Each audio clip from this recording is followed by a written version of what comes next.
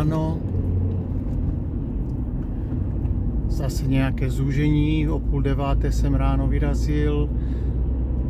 Směr druhý domov, neboli Monte Silvano, což je městečko slepené spolu s Pescárou. 1302 km, ukazoval Waze za 12 hodin 2 minuty, že to zvládnu. Tak počítám do 14 hodin, že bych tam mohl být i s pauzami, s tankováním. A tady zúžení, které teda asi ještě stále teda na území České republiky kolem Výškova tady. Nejsem stále rozhodnutý, jestli to zvládnu v jednom tahu, anebo si udělám pauzu, mám vybraný hotel, nakliknutý na Bookingu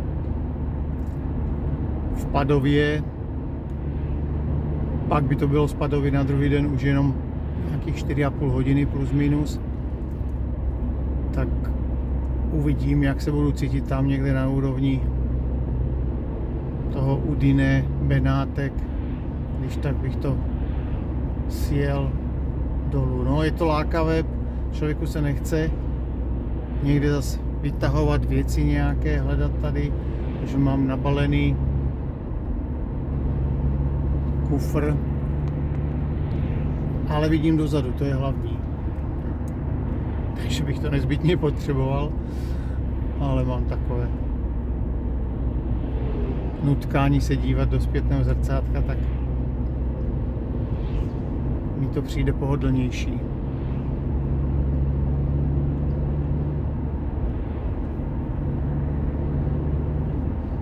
Asi tady ta moje reportáž z cesty, předběhne můj klip, který připravuju už asi já jen 14 dnů, stříhám, tamto je tam nějakých animací pár, tak mě to zpomaluje, je to tam u modrého plátna, takže tam doplňuji ty věci o tom, jak právě jsem se rozhodoval a proč Španělsko, Itálie versus dlouhá cesta lítání, nebo tady ta možnost sjet si tam autem. První zastávka bude v Mikulově, benzinka s LPGčkem, výhodným nacucám, 500 km bych mohl dát, takže další zastávka nezbytně nutná pro tankování, ne bezpečnostní, bude až pravděpodobně za Tarvisiem, no, v Itálii. Rakušáci mají strašně drahý benzín, ten vyjde tak na nějakých 32 korun v podstatě. Možná ve vnitrozemí mají levnější, že jo, ale já nebudu kvůli tomu sjíždět, takže už jsem párkrát tam stavěl a vím, že to stojí 1,399, takže v podstatě 1,4 eura. Na rozdíl od Italu, který mají 0,8, takže stojí to nějak kolem 20 a pak už jak zajedete do města a vnitrozemí, že jo, tak tam se dostanete na 0,690, takže 0,7. A to už je cena přibližně k nám hozená na naší level. Tak, vnikli jsme na území Itálie, Udine Tarvisio, přechod, bývalá celnice, 600 km za náma. Potažmo za mnou. Tak, teď už nebudeme muset tak psychologicky hustě hlídat rychlost. Ta Itálie je na tom trochu líp, jsme nevolenci. Ale zase, když vás chytí kamera nebo něco, tak je těžká pokuta z toho. Ale na dálnici mají jenom nějaké měřící úseky dlhé třeba 10, 14, 20 kilometrů, co se musí hlídat, tak to naskočí na Waze, takže to neřeším, to hlídám.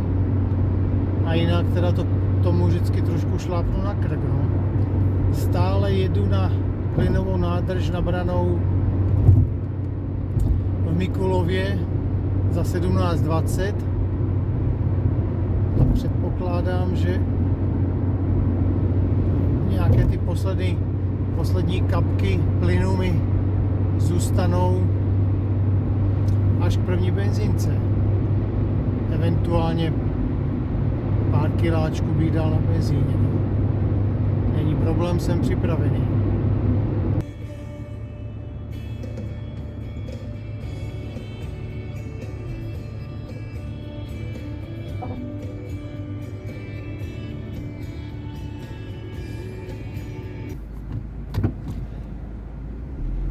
Tak, první kafe italské mám za sebou na benzíně.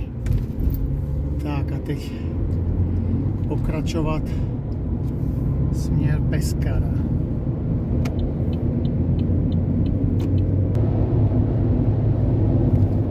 Mám za sebou 9 hodin jízdy, 1050 km a 250 ještě před náma. Jak bylo vidět, před náma teď Ancona a pak už jenom sjezd na Pescaru.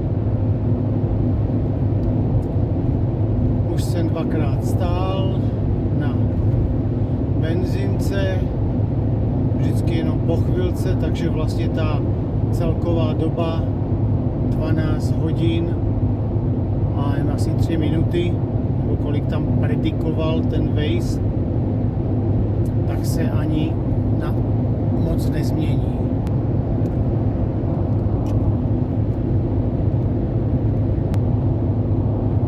Příjezd teda je na 21:40. Možná už ani stát nebudu, že to dotáhnu až do toho ty 2,5 hodinky ještě. Uvidím. Realitákovi jsem napsal, aby tam na tu 10. byl. Dostanu klíče a pak mě čeká stěhování tady komplet celého auta. Abych to tam v noci nenechával a nevybral mi to někdo, když jsem to teda úspěšně dovezl. Nastěhuji do toho, najdu nějakou postel, povysávám, převleču, povleču, no a první noc. Tak je pozdě večer. Já otvírám, už jsem tam vrazil tady svůj kufr, ale jinak jsme tady úplně, jak to opustili. Před náma kuchyň a koupelna, nalevo jeden pokoj, napravo druhý pokoj. Tak jdeme první pokoj.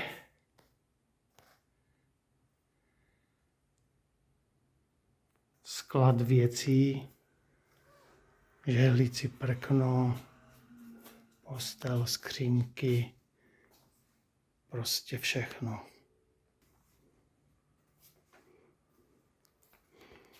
Tak. Na chodbě je relativně místo. Ložnice, která je fakt docela velká, takže by tady rozhodně s terasou, a ta terasa, která se nezdá, je fakt velká. Když půjdu do rohu, tak obrovská skříň. A to samo vlastně na druhé straně. Taky skříň, police, takže prostě skladovací prostor obrovský. Obrazy nějaké zůstaly, ty se dají použít později, zase skladiště věcí, skřínky. Komoda a zrcadlo, ta se hodí do ložnice. Rozhodně, pokud by byly stejné skřínky tam nějaké. A tady budu možná dneska spát na poprvé. Koupelna relativně v pohodě. záchod splachování, kdy se všechno odháže, tak alespoň jsou tu světlé obkládačky. A teď takový jejich soggiorno, to znamená kuchyně obyvák, kde to asi prohlídli, co tady je, a zbytek vlastně nechali. Talířů je tam habaděj.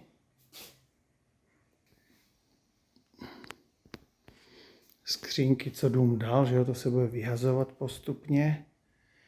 Tady z té skřínky a televize. Stůl je veliký, stůl je obrovsky veliký. Až zbytečně. No a druhá terasa, ta teda je odpočinková, asi, že tady něco. Jo. Když se vyčistí, dá nový potah, tak se tam asi hovět bude dát. Skřínky pěkné. To je plast, to není sklo. To je takové nějaká asi napodobenina. Něčeho taky sbírky všeho možného zaprášeného.